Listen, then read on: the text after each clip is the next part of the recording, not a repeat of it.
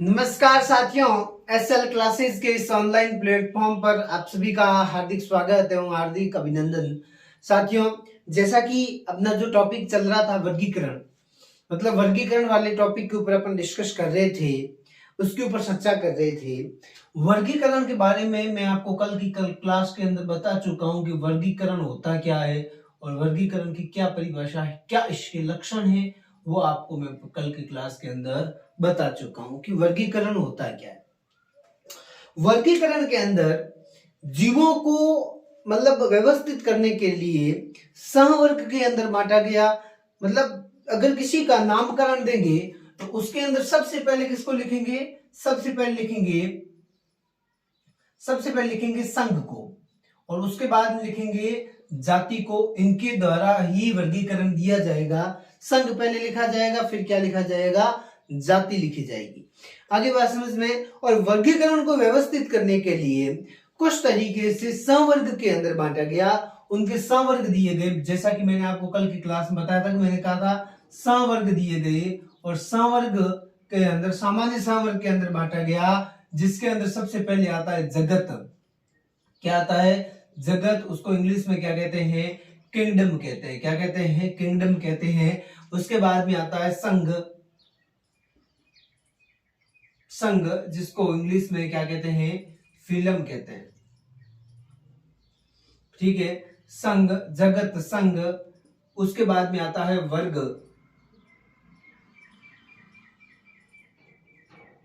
इसको इंग्लिश में क्लास कहते हैं। क्या कहते हैं? क्लास कहते हैं। वर्ग के बाद में आता है गण। इसको ऑर्डर कहते हैं। क्या कहते हैं? ऑर्डर कहते हैं। उसके बाद में आता है, सॉरी ये संघ नहीं होगा, यहां होगा वंश। सबसे पहले वंश लिखा जाएगा, उसके बाद में क्या लिखी जाएगी? जाति लिखी जाएगी। मतलब ध्यान से देखना मैं आपको क्या कुछ कह रहा हूं। सुनना। गण के बाद में आता है कुल। क्या आता है? कुल। कुल को इंग्लिश में क्या कहते हैं? फैमिली। उसके बाद में आता है वंश, जिसको इंग्लिश में कहते हैं जीनस। और लास्ट में आती है जाति। जाति को इंग्लिश में क्या कहते हैं? जाति को इंग्लिश में कहते हैं स्पीसीज। ठीक है, अब देखो, जंतुओं और पादपों के अंदर समान प्रकार की जाति पाई जाती है। जंतुओं और पादपों के अंदर जो लास्ट के अंदर संवर्ग आएगा वो जाति होगी। क्या होगी? जाति। जैसे मैं आपको समझाऊंगा, याद कैसे रखते हैं वो भी। जैसे अपन मानव का अपन नामकरण देखें, मानव का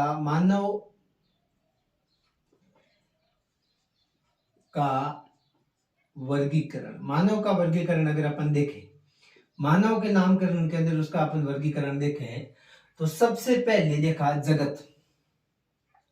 जगत, जगत कौन सा आएगा? एनिमेलिया जगत आएगा, मतलब प्राणी एनिमेलिया जगत आएगा।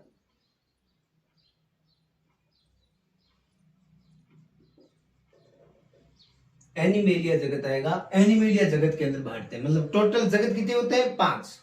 कौन क्या होते हैं? कितने होते हैं? 5। Monera, Monera, Protista, fungi, Plantae, animalia. 5 जगत होते हैं। तो जो मानव है वो किस जगत में आता है? एनिमेलिया जगत में आता है। जगत के बाद में आता है संघ। तो ये संघ कौन से में आएगा? कॉर्डेटा संघ में आता है। कौन से संघ में आता है? कॉर्डेटा संघ में आता है।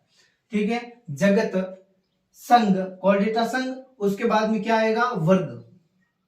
क्या आएगा? वर्ग। वर्ग कौन सा है मानव का? स्तनपायी वर्ग में रहता है।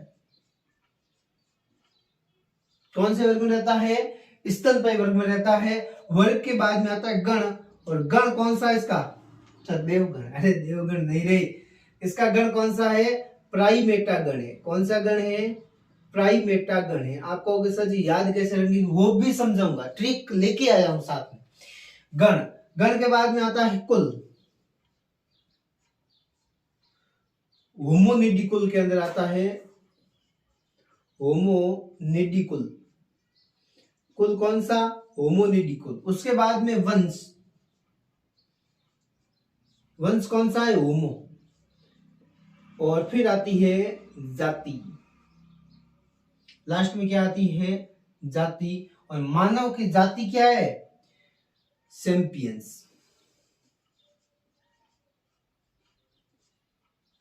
हाँ वो सर जी, स्त्री या पुरुष, अरे मानव के अंदर आ गया तो स्त्री भी आ गई, पुरुष भी आ गया, बच्चा भी आ गया, बच्ची भी आ गई, सारे आ गए। मानव के अंदर कह दिया मतलब सारे आ गए। अब इनके अंदर क्या होता है, ये जो सैंपियंस है या वंश है, जाति है, जाति किस आधार पर व्यवस्थित की जाती है, ये मतलब व्यवस्थित करने का प्रक्रम रहता है। तो जाति को व्यवस्थित करने के लिए सबसे बड़ा ये रहता है कि प्रजनन करने वाले जंतुओं को एक जाति के अंदर व्यवस्थित करते हैं। जो प्रजनन करते हैं उनको प्रजनन करने वाले जंतुओं को किसमें व्यवस्थित करते हैं, एक जाति के अंदर व्यवस्थित करते हैं। ठीक है, ये वर्गीकरण का सबसे मुख्य स्तंभ रहता है, जो जाति रहती है ये वर्गीकरण का सबसे मुख्य स्तंभ रहता है, मुख्य स्तर रहता है। अगली बात समझ में। उसके बाद में आपको याद ये रखना है कि वर्गीकरण के बारे में जो मुख्य जगत है, उन जगतों के अंदर बहुत सारे वैज्ञानिकों ने कोशिश की। ठीक है, बहुत सारे वैज्ञानिकों ने इसके बारे में मतलब प्रयत्न किया, इसके बारे में खोज की। पर 1969 के अंदर एक वैज्ञानिक आए थे, वीटेकर ने इसके बारे में पंच जगत के अंदर व्यवस्थित करवाया, पंच जगत का नियम दिया। तो पंच जगत का नियम किसने दिया, तो आप क्या कहोगे, वीटेकर। कब दिया, 1969 के अंदर। लिखेंगे भी, ठीक है। उससे पहले इसको याद करना है। याद कैसे करना है, क्या याद करना है कि जस वग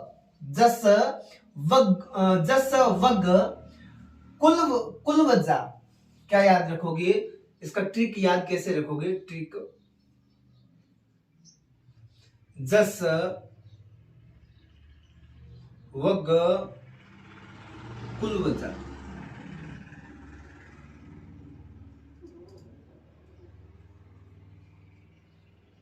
या कुब्जा कह दो, जस वग कुब्जा।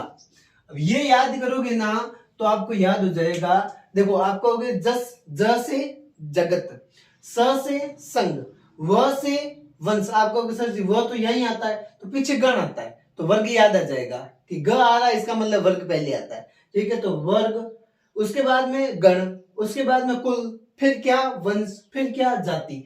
तो जस वग कुब्जा, जस वग कुब्जा, जस वग कुब्जा क्या है, ये है पंच जगत, जो भी अपन जो 5 संवर्ग है, सॉरी 7 संवर्ग है, उस 7 संवर्गों के अंदर जीवों को बांटते हैं, जीवों के नामकरण को व्यवस्थित करते हैं। उसकी ट्रिक दी हुई है। मानव का आपको इतना याद रखना है कि वैज्ञानिक नाम क्या है, ये स्तर रहता है वैज्ञानिक नाम लिखने का। ठीक है, और वंश है वो होमो है, और जाति है वो कौन सी है, सैंपियंस जाति है। ठीक है, तो ये आपके सामने बहुत अच्छा फॉर्मेट रहा, आप इसके बारे में स्क्रीनशॉट ले लो। अब देखना साथियों, अपन ने क्या पढ़ा, यहां तक कि रामायण आपको याद हो गई होगी और आपने पूर्ण रूप में एकदम एक्सेप्ट कर ली होगी अपने कानों के अंदर। आज अपन उसके आगे अध्ययन करेंगे जाति के बारे में, और वो जो फॉर्मेट था वो मतलब आपको समझ में आया हुआ था, मैंने पढ़ा दिया था पहले, फिर भी दोबारा रिवीजन करवा दिया।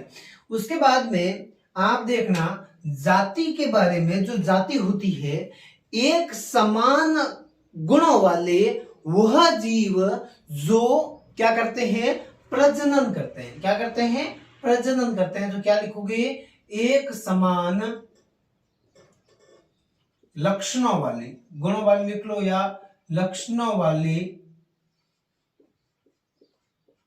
वे जीव जो प्रजनन करते हैं, प्रजनन करते हैं, प्रजनन करते हैं। ठीक है, उसे अपन क्या कहते हैं, जाति कहते हैं।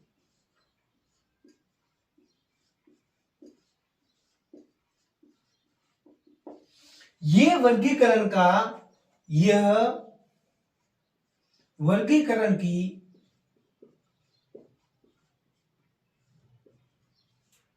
सबसे मुख्य इकाई है।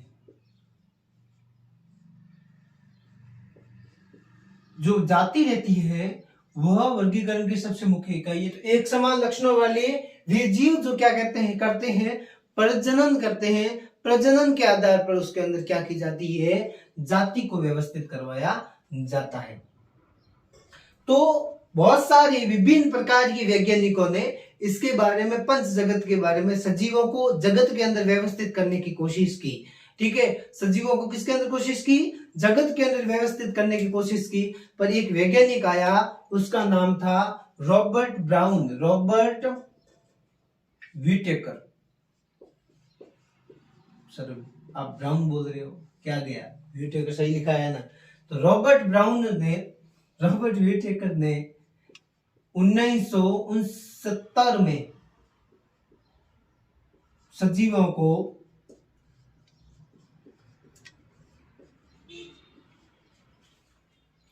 पंच जगत में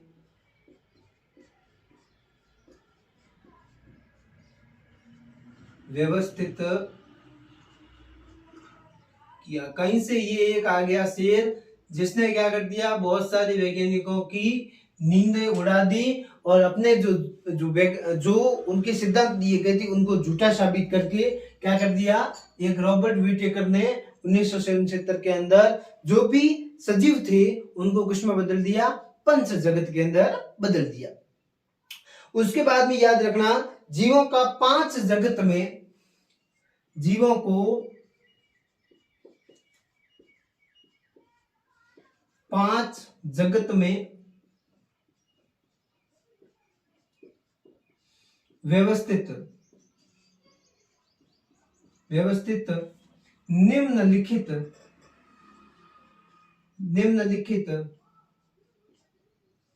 लक्षणों के आधार पर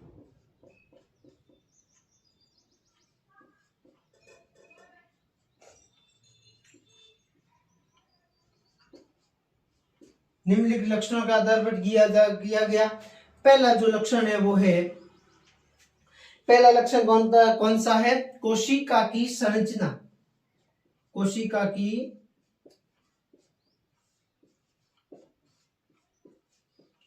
की संरचना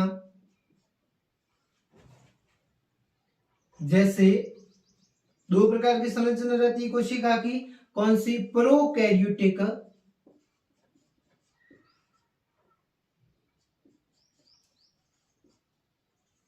व यूकैरियोटिक।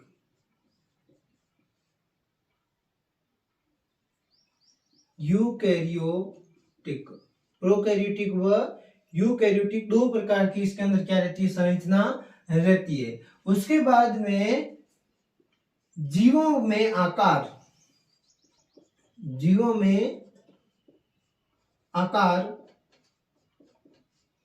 कैसा? एक कोशिकीय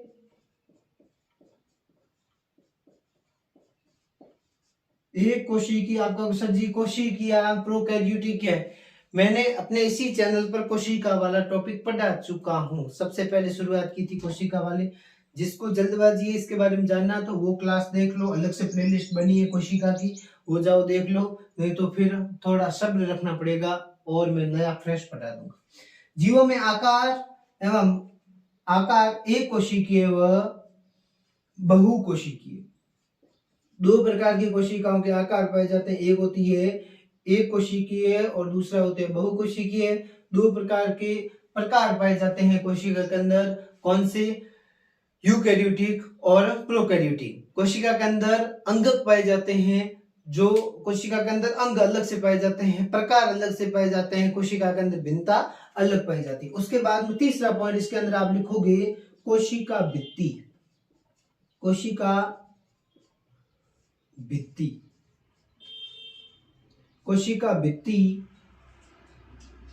का उपस्थिति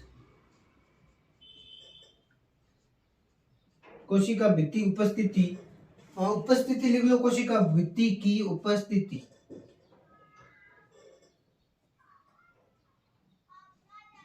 ऐसे लिखो। ठीक है, चौथा आप पॉइंट इसके अंदर लिखोगे पोषण स्तर। क्या लिखोगे? पोषण स्तर। जैसे स्वपोषी व विषमपोषी। स्वपोषी या विषमपोषी पोषण स्तर इनके अंदर रहता है।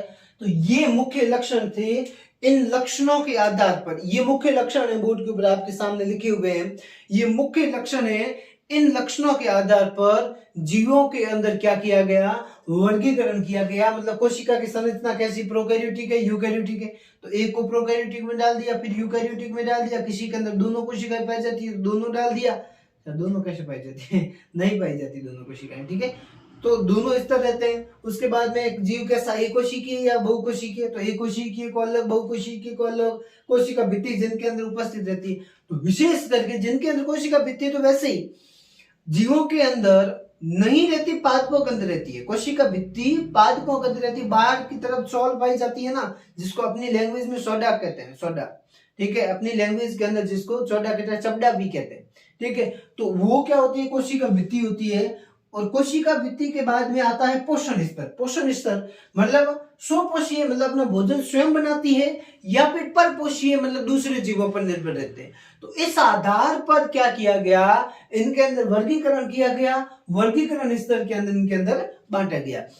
तो 5 जगत, Monera, Protista, fungi, Plantae, animalia. मैं 5 जगत आपके सामने लिख लेता हूं। क्या 5 जगत? 5 जगत, पंच जगत, पंच जगत। पंच जगत कौन से लिखना? Monera,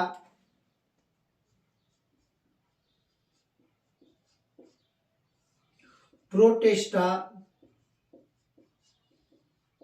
fungi, Plantae, animalia. ये 5 जगत है।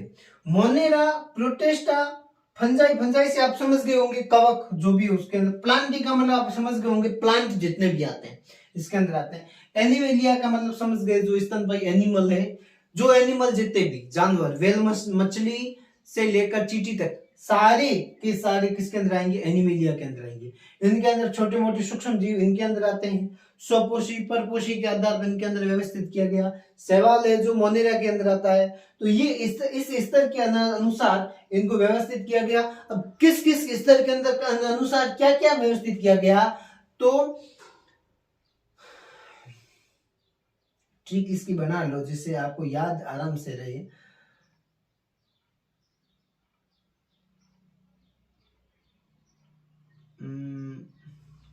या तो पहले अक्षर के अनुसार लिख लो कि मोपो पपाई, मोपो फपाई, ऐसा याद रख लो, मोपो फपाई नहीं, ठीक है, ठीक है। या तो इस स्तर के अनुसार याद कर लो, फिर नहीं तो कल की क्लास में इसकी ट्रिक बना के आपको बताऊंगा, ठीक है। इसको किस तरीके से व्यवस्थित किया गया, एक बेहतरीन सारणी है जो मैं बोर्ड के ऊपर बना के आपको कल की क्लास में समझाऊंगा। उसके साथ साथ मैं मतलब अपना जो टेलीग्राम चैनल ऊपर नाम दिया SL क्लासेज स्टडी पॉइंट, इसके अंदर आप जाना, वहां पे मैं वो सारणी बढ़िया व्यवस्थित एकदम उसके अंदर डाल दूंगा, तो वहां आपको समझने में आसानी होगी। और इसकी आसान तरीके से कैसे समझाया जा सकता है आपको, वह भी स्तर मैं आपको कल के क्लास के अंदर दूंगा। वह बात बताऊंगा कि आप इसको याद कैसे कर सकते हैं, वो भी चीज आपको बताऊंगा। तो ये जो मैंने चीज आपके सामने परोसी है, कैसी लगी इसके बारे में आप अपने कमेंट के अंदर राय जरूर दें, ठीक है। तो साथियों, आज की क्लास में कितना आनंद आया। मिलते हैं अगली क्लास में, अगली वीडियो में। तब तक के लिए राम राम, जय हिंद।